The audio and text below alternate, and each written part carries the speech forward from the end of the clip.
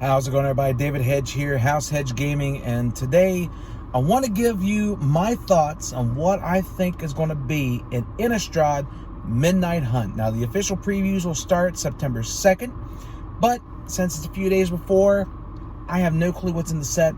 I want to see how wrong I'm going to be with my predictions. So before I do, it's supposed to be like old-timey horror theme because like they're doing a double feature with Midnight Hunt and Crimson Vow. So let me just set the mood real quick. Better. Alright, so as we all know, Innistrad is a plane that is filled with monsters, spirits, werewolves, vampires, demons, zombies, and humans. But the plane has definitely taken a turn for the worse, especially after the events of Shadows of Innistrad and Eldritch Moon, where we had Emrakul invade the plane after Avacyn was destroyed by Sorin. And Nahiri was basically the harbinger of doom, the harbinger of the end type deal, bringing Emrakul to Innistrad as a way of getting back at Sorin for not coming to her aid on Zendikar. So, with Midnight Hunt, we now know that the daylight is getting shorter, the nights are getting longer, and the humans are turning into the things they fear. So I have 5 predictions that I believe will happen in Innistrad Midnight Hunt. So, number 1, there will be we know there's not going to be a transform mechanic like there was in Innistrad and in Shadows. We will have the double face cards, and I believe that with that, humans and other creatures will be able to transform at will. So you can choose to play whichever side. So you may be able to play the human side, or say for example the werewolf side, or the spirit side, ghoul side, whatever you want to call it. But I believe that that's going to be a thing to where you can choose if you're going to be having a human fight for you, or if you're going to go with a werewolf fighting for you, or whatever creature they turn into. So I can see that happening. I think that'd be pretty cool. So you can just have it to where, okay, I need this person for this ability, but then again, my opponent's getting stronger, so I may need the monster side to do something against my opponent. So, but that's what I think is going to be a part of Midnight Hunt. Second, I believe that there's going to be some Phyrexians involved in Midnight Hunt. And that might be the reason why that there's a hunt. That there are Phyrexians on Innistrad, and they're being hunted down. This could also be the same thing true with humans. Humans are being hunted down because now they're minority with everything going on. They're turning into the things that they feared the most in the dark. So I think it's going to be one of those two. Like either you're going to be seeing a lot of creatures hunting down humans, and you do have the groups of humans getting together, and that'll be my third thing in a second. Or you're going to have Phyrexians show up, and then the monsters be like, we need to deal with these suckers now. So I think those are the two things that might happen on that. That'll lead into the hunt. Number 3, I do believe that the humans are trying to get in touch with their inner wizards, witches, warlock type deal, and gaining control of magic.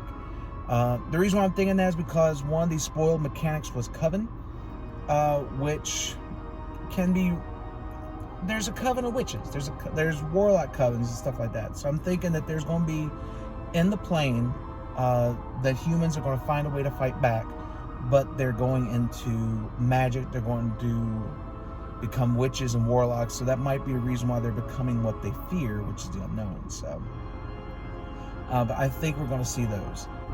Number 4, I believe, I'm using a lot of that in this video, as I believe, but so in this, I do believe that Arlen Cord is going to become a more prominent figure in the story, because I mean, she's a werewolf that's on this plane, and she's one of the very few werewolves, or creatures for that matter, characters that can transform and is a planeswalker.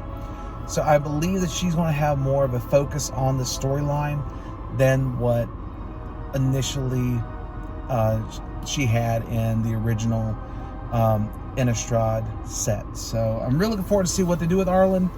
And I can't wait to see what they end up doing with the storyline with Ren 7, formerly Ren 6, but now Ren 7.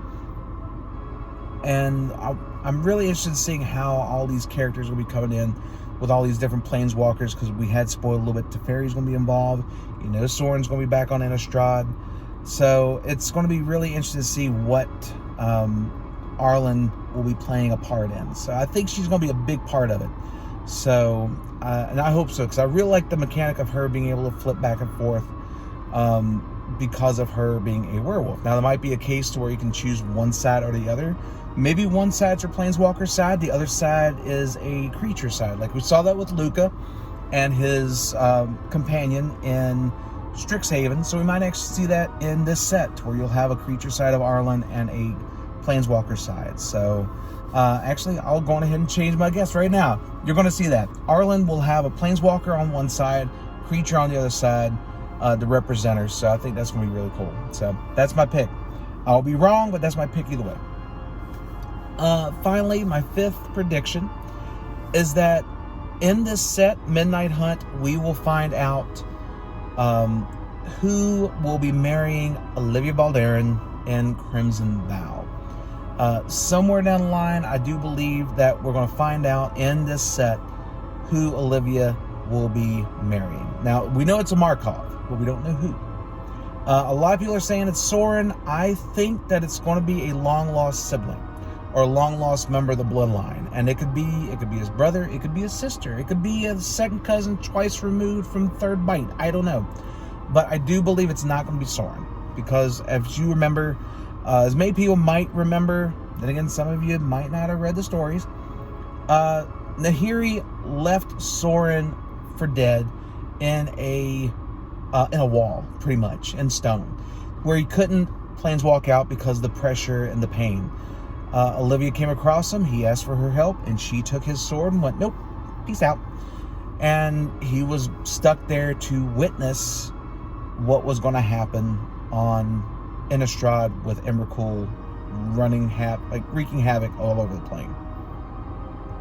But I believe that we will see how Soren got out because of the lost member of the Markov clan. And we'll be able to find out exactly what happens with Olivia and that Markov clan member. And that's the reason why the two bloodlines will be joining together in Crimson Vow. So, those are my predictions. I think I can get rid of this black and white now, so.